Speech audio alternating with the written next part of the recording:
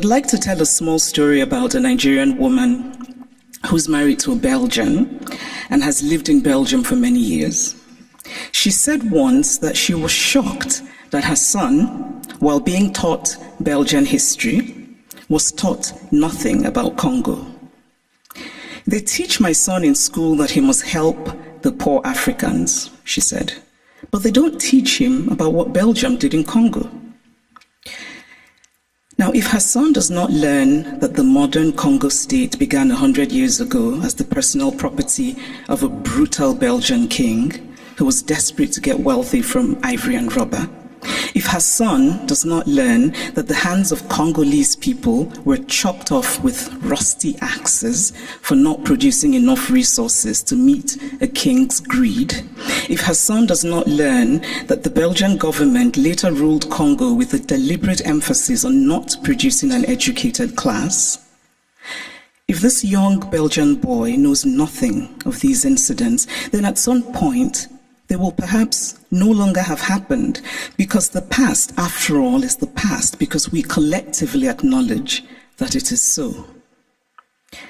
It is not that Europe has denied its colonial history. That would be too crude. It is instead that Europe has developed a way of telling the story of its colonial history that ultimately seeks to erase that history. The former French Prime Minister, Nicolas Sarkozy, gave a now infamous speech in Senegal, in which he said, "I have not come to deny mistakes or crimes. Mistakes were made and crimes committed. But no one can ask of the generations of today to expiate this crime perpetrated by past generations." This is central to the story that Europe tells itself about its colonial history. It is a story that basically says, yes, colonialism happened, but. And whatever comes after the but is the focus of the story. What the focus on the but does is that it absolves. It frees Europe of responsibility, of a significant and traceable connection to the African present, and it allows Europe the glow of charity. But the truth is that the past does not merely tell us what happened yesterday, it also illuminates what happens today. If we acknowledge that present-day Europe is shaped by the Renaissance of 600 years ago, by the Enlightenment of 300 years ago, then surely we cannot say that what happened merely 100 years ago in Africa no longer matters. It matters. We are gathered today in this reconstructed palace, a beautiful place, but also a place that represents Germany's nostalgia for imperial times. When Kaiser William II lived here, German troops were killing children, women, and men in Southwest Africa. This building says that German history matters, even in a romanticized form. The history of Africa and Asia and Latin America must matter as well. We cannot pick and choose which histories and which points of view still matter, because to do this would be an ugly exercise of brute power. And speaking of power, here's a headline I just read in a German publication. The headline says, "Where do Africa's treasures belong?" Now imagine this headline differently. Imagine if it said, "Where do Germany's treasures belong?" It would be a redundant question, because of course, Germany's treasures belong in Germany. But the question would never even be asked, because there would be no circumstance in which it would be, because of power. And so it seems to me that what we are fundamentally grappling with in this space, in all of these questions about the Humboldt Forum, is power. Unequal power, how we navigate unequal power relations. And there's always been, to me, something shabby about unequal power relations. The victory feels colorless, almost unearned. So I spoke of Belgium and its colonial history, but what of Germany and its colonial history? Do school children here learn about Namibia, what was called the German Southwest Africa? Do school children know that 100,000 Herero people were murdered by the Germans? Do they know of the wells that were poisoned? Do they know of the women used as sex slaves and others as slaves in German camps? Do they know of the Nama people killed and of the Maji Maji revolt in German East Africa? And why should they know?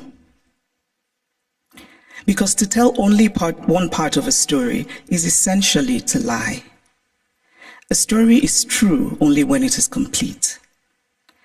Germany is Beethoven, and Germany is Bach, and Germany is also its colonial atrocities that have resulted in hundreds of African skulls being stored in the basement of museums here in Berlin, skulls of men whose spirits cannot be at rest, men who could well have been my great-grandfather had I happened to have been born in Eastern rather than Western Africa. It is only fair to fully own all of the stories of Germany. All countries have parts of their pasts that they're not proud of, that they would rather forget. But it takes courage to face those parts and bring in some light. And this is a time for courage. The courage to hear dissenting voices, such as those of the people who are outside right now protesting. They should be heard and included. They have valid concerns. The courage not merely to say, we take your criticism, but to follow it with action. The courage to say, we were wrong. The courage to say about art acquired illicitly, this is not ours. Tell us what to do with it. The courage to do provenance work and to actively use local knowledge. The courage to act and to act now and not become crippled by endless planning and endless talking. The courage to believe that it can be better. We cannot change the past, but we can change our blindness to the past. And why, by the way, is the term ethnological used for art from certain parts of the world and not art for other parts of the world? And then in discussing some of this art that we term ethnological, and I would argue that the language itself already suggests a hierarchy of value, when we talk about this art that were stolen, we're told that they cannot be returned to Africa, for example, because Africans will not take good care of them. It is not merely condescending to say, I cannot return what I stole from you because you will not take good care of it. It is also lacking in basic logic. Since when has the basis of ownership been taking good care of what is owned? This position is paternalistic arrogance of the most stunning sort. It does not matter whether Africans or Asians or Latin Americans can take care of the art stolen from them. What matters is that it is theirs. The brilliant Nigerian artist Victor Hikameno put it much better than I could, and in very Nigerian terms. He says, if I come and steal your wrapper, and I say I won't give you back your wrapper because you will not tie it properly around your waist, or you will not wash it well, and so the colors will fade, or this or that, all are irrelevant. The wrapper is mine, and I can do with it what I will. Give me back my wrapper because it is mine. The metaphorical wrapper, for those of you who are befuddled by wrapper, it's a piece of cloth, should be returned for the reason that Hikameno illustrates, which is respecting the property of others, but also because Europe has defined itself as a place of certain values: progress, liberty, fraternity, tolerance, individual rights, and most of all, the rule of law. A nation that believes in the rule of law cannot possibly be debating whether to return stolen goods. It just returns them.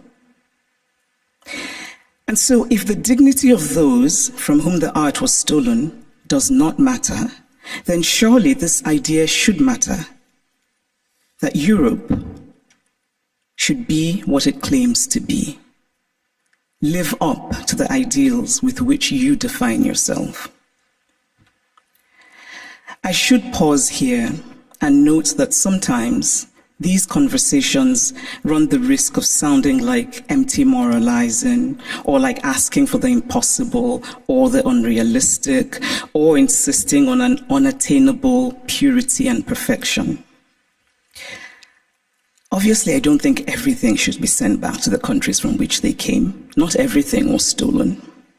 But those things that are sacred, those things for whom people were killed, those things that have in them the stains of innocent blood, should be returned.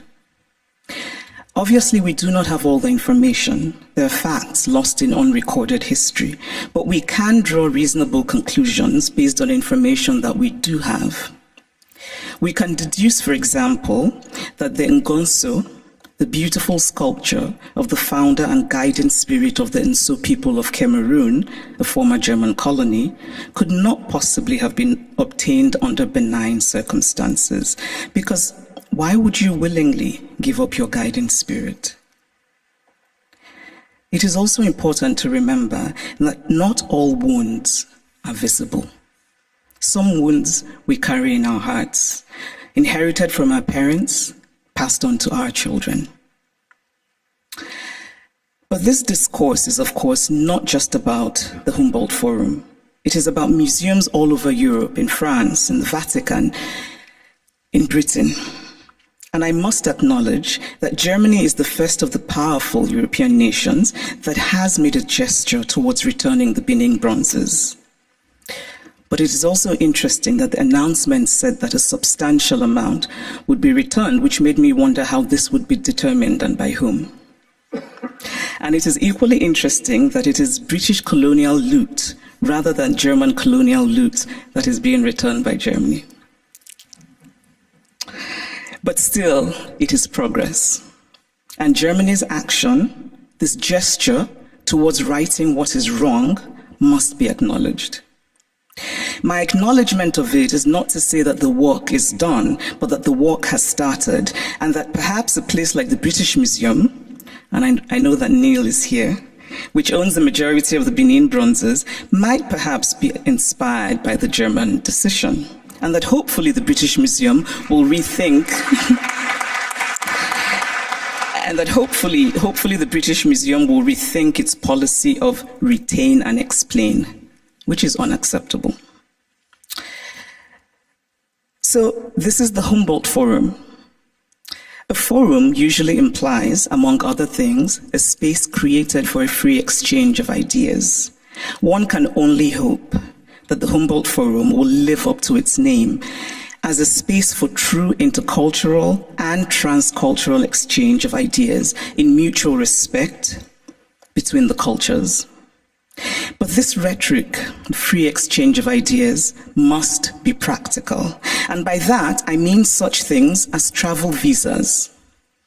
It must be easy for people from Africa and Asia and Latin America who should participate in these conversations to get travel visas. The Humboldt Forum was conceived as a place to tell the universal story of the human race from multiple perspectives. This is a commendable idea, but it is incomplete. Because again, we must confront the issue of power. Who tells the story? Who is the teller and who is told about? Who decided that African art should be labeled ethnological? Who has the right to exhibit the other?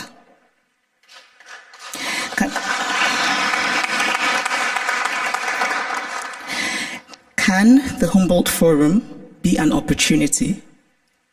Can it become, among other things, a project of remembering, solemn, honest, mutual, and respectful? In conclusion, I want to say that I believe very much in dialogue. And I really believe that we can recreate the world by acting more courageously. To act with courage is to have concrete hope in a better future.